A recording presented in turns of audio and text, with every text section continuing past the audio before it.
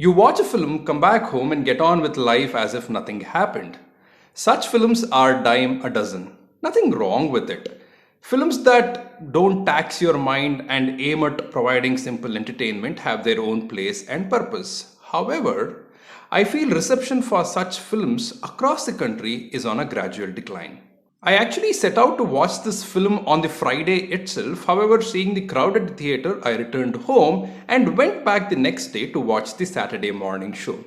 I usually take 30 to 45 minutes to write a review, and for a few films an hour or two. And I thought that would be the case for this film too. However, as I started to gather my thoughts, I felt if I should even be reviewing this film. This film scared me because the world it shows and my world seem to be light years apart, and I thought it would be silly and to some extent even irresponsible of me to talk about those characters without having even a bit of their experiences. Eventually, after a couple of hours of reading and YouTube, I mustered some courage, but even more importantly, felt the need to talk about this film. Hi, I am Kairam Vaashi, and this is about Mari Selvaraj's Karnan.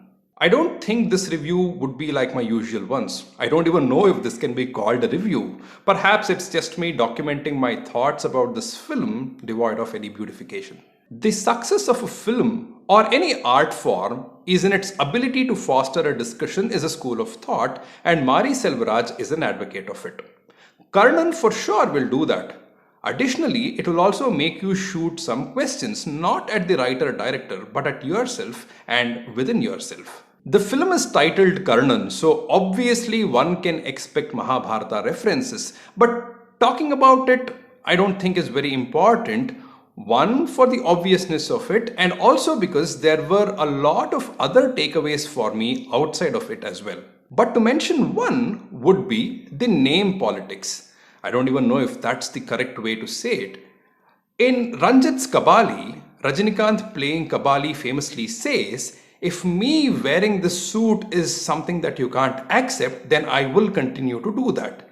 Now, if that is called dress politics, let me explain to you what I mean by Karnan's name politics. Names forever have been associated with caste, and the fact that it irks the upper caste when a lower caste person bears what supposedly an upper caste name is just one of the sensitive topics this film explores. Again, not something that a city-bred person like me would be aware of or even present to. That the lower caste folk have names like Karna, Duryodhana, Abhimanyu is enough to kindle a major issue in this film. What's in the name, right? Here, everything is in the name. You are stamped with the name, and then that name stamps your identity. The difference between white and black is evident, but the difference between more black and less black, not so much, and not many films talk about it. Like said in the viral song Enjoy Enjami, this world is for all. Animals, trees, humans, insects, worms, everything, everyone, and yet there is so much discrimination. One scene comes to mind. The owner of a transport company whose bus has been ravaged by Karna and his gang files a complaint against them and later for some reason withdraws it. At that moment, an elderly person from the village, as a token of gratitude, is about to fall at the feet of this bus owner, and Karna is quick to pick him up and berate him. Think about it. Isn't it sort of natural for us to thank without much thought the person who brought the much needed relief? We are almost conditioned to do that. In fact, there have been many films which blow such scenes up where someone from the upper caste apologizes or thanks the lower caste one. But Karnan does something fantastic. The oppressed who have always been put under someone's foot here wants to thank the other person by touching his feet, but that someone from the oppressed condemns. Apparently, it takes just 21 days to make anything a habit.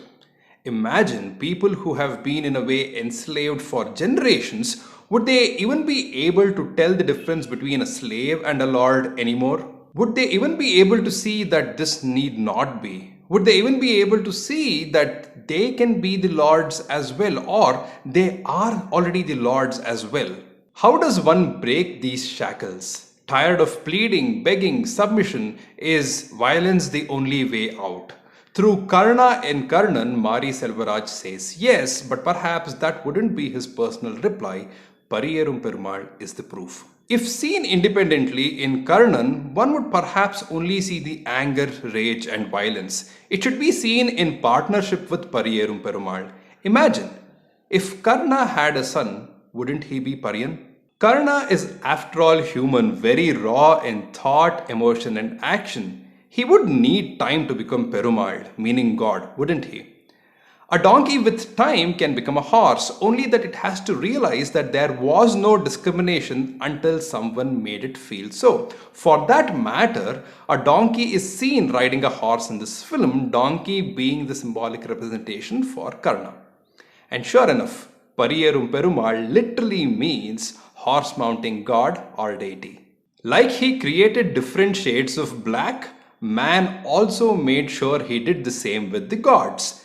Venkateshwara in Tirumala is not the same as the Venkateshwara in the next street temple, is not the same as the Venkateshwara in the calendar hanging on your room's wall. Likewise, Saraswati or Mahalakshmi are different from a village goddess. Mahalakshmi for the cities, Maramma for the villages.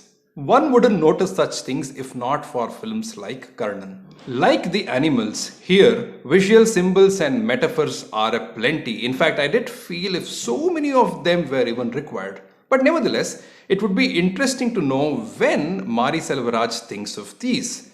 Does he have the imagery even before he starts writing, or are most of these retrofit? For instance, the helpless butterfly or the cat eating the spilled food. There's also a scene where the hero is sitting by a pond, soon joined by the heroine, and there's a small romantic bit there. The drone shot that follows shows us the heart-shaped pond. Were they just lucky during the shoot, or was there effort? Enough time is taken in the first half to establish the lifestyle of these villagers. Their emotions, song and dance, tradition, rituals, romance, and I quite enjoyed it. Two portions which I felt weren't particularly gripping enough or possibly even hurried were one where Karna is seen motivating his people for war, and the other where he, after some persuasion, decides to leave the village. Santhosh Narayanan's songs and background score is a great vehicle on which this film is delivered to the audience. It's loud towards the climax, which I'm sure was deliberately done so. However, the performances of all the actors is pitch perfect. Perhaps I need to give it some more thought, but for now the only grouse I have about Karnan is in the way the police is depicted and the way the hero is glorified when he takes law into his hands. Granted that this film is based on a real life incident of police atrocity, but when a common man already has apprehension about the police system, I am not entirely sure if this otherwise responsible film has been responsible in that regard.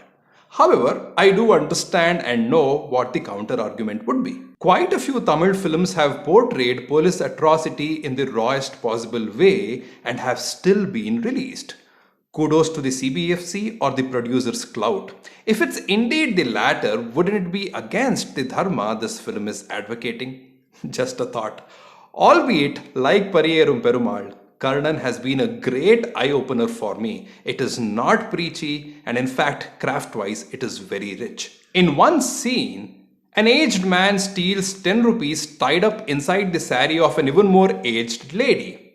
While he begins to walk away after having got what he wanted, the old lady stops him and tells him with a smile that she knows what he did and that he doesn't have to touch her body. Just touching her saree is enough for her to know. The man who's caught red-handed comes back and lands a kiss on this old lady's head. The old lady is seen wiping her tears of joy. Just that one scene is sufficient for us to know that this film has its heart in the right place.